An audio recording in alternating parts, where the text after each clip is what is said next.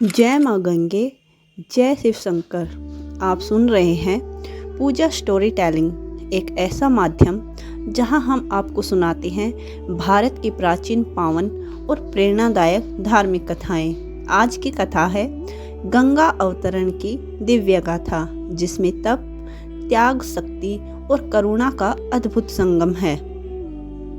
बहुत समय पहले की बात है। अयोध्या में राजा सगर राज्य करते थे। वे सूर्यवंशी राजा थे, बड़े ही धर्मपरायण और पराक्रमी और तेजस्वी। उन्होंने धरती पर अपना यश फैलाने के लिए अश्वमेध यज्ञ का आयोजन किया। जैसा कि रिवाज था, यज्ञ के साथ एक अश्व यानी घोड़ा छोड़ा गया, जो जहाँ जहाँ जाता वहाँ के राजा यदि उस यज्ञ को स्वीकार करते तो वे अधीन हो जाते, और यदि विरोध करते तो युद्ध हो जाता। लेकिन देवताओं के राजा इंद्र को यह यज्ञ पसंद नहीं आया।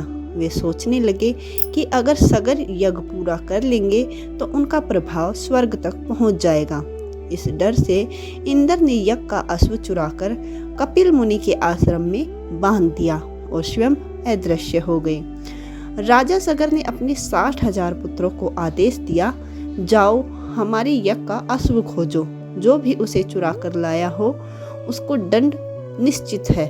पुत्र खोजते खोजते कपिल मुनि के आश्रम पहुंचे और उन्होंने वहां घोड़े को देखा। सगर पुत्रों ने सोचा न समझा, न तो उन्होंने सोचा और न ही समझा। उन्होंने तपस्या में लीन मुनि को चोर समझ लिया और वे बोले, अरे मुनिवर, हमारे यज्ञ का घोड़ा चुराकर यहाँ छिपा कर रखा है और स्वयं ध्यान में बैठे हो। ऋषि कपिल गहन तपस्या में थे। जब उन्होंने नेत्र खोले तब उनकी तेजस्विता और क्रोध से सगर पुत्र वहीं भस्म हो गए। उनके शरीर जलकर राख हो गए। यह समाचार जब अयोध्या पहुंचा तो राजा सगर अत्यंत दुखी हुए और वे शोक में डूब गए। राजा सगर के पुत्र अंशुमान और फिर दिलीप अपने पूर्वजों की मुक्ति के लिए प्रयास करते रहे, पर सफल न हो सके।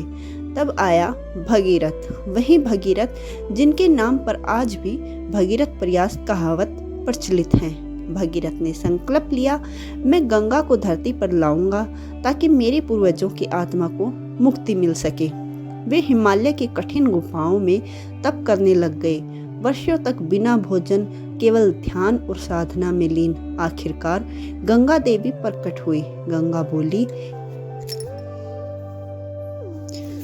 गंगा बोली, हे राजन, मैं तुम्हारी तपस्या से प्रसन्न हूँ, किंतु जान लो मैं स्वर्ग से इतनी वेगवती होकर गिरूंगी कि पृथ्वी उसका भार सहन नहीं कर पाएगी।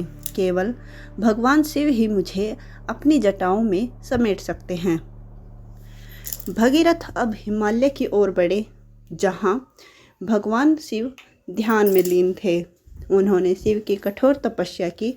वर्षों तक हिम की शीतलता में निवस्त्र और स्थिर खड़े रहे। शिव प्रसन्न हुए और बोले, भगीरथ, मैं तुम्हारे प्रयत्न से प्रसन्न हूँ। मैं गंगा को अपनी जटाओं में रोक लूँगा। जाओ गंगा को आमंत्रित करो।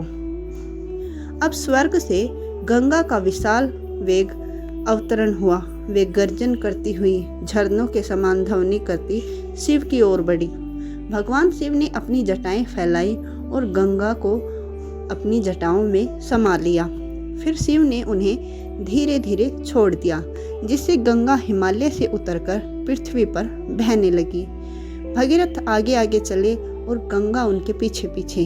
वे कई स्थानों से होकर गुजरी, जिनमें आज का गंगोत्री, हरिद्वार, वाराणसी और गंगा सागर प्रमुख है। आखिरकार वे उस स्थान तक पहुंची जहां सगर पुत्रों की भस्म थी। गंगा ने उस भूमि को स्पर्श किया और सभी सगर पुत्रों की आत्मा को मोक्ष मिला। गंगा केवल एक नदी नहीं है, वह मुक्तिदायिनी है, मोक्ष प्रदायिनी है और पुण्यवती है। इसलिए आज भी गंगा स्नान, गंगा जल का छिड़काव और गंगा जल को मृत शरीर में देने की परंपरा है। गंगा दशहरा, गंगा सप्तमी, गंगा स्नान पर्व, ये सभी उस दिव्य अवतरण की स्मृति में मनाए जाते हैं। भगीरथ की तपस्या हमें सिखाती है कि अगर संकल्प सच्चा हो तो सृष्टि की सबसे बड़ी शक्तियां भी आपकी सहायता करती है। गंगा हमें पवित्रता, शांति और मोक्ष का संदेश देती है। आइए हम भी अपने जीवन को ऐसा बनाएं कि ईश्वर की कृपा सदा बनी रहे। हर हर गंगे, जय माँ गंगे।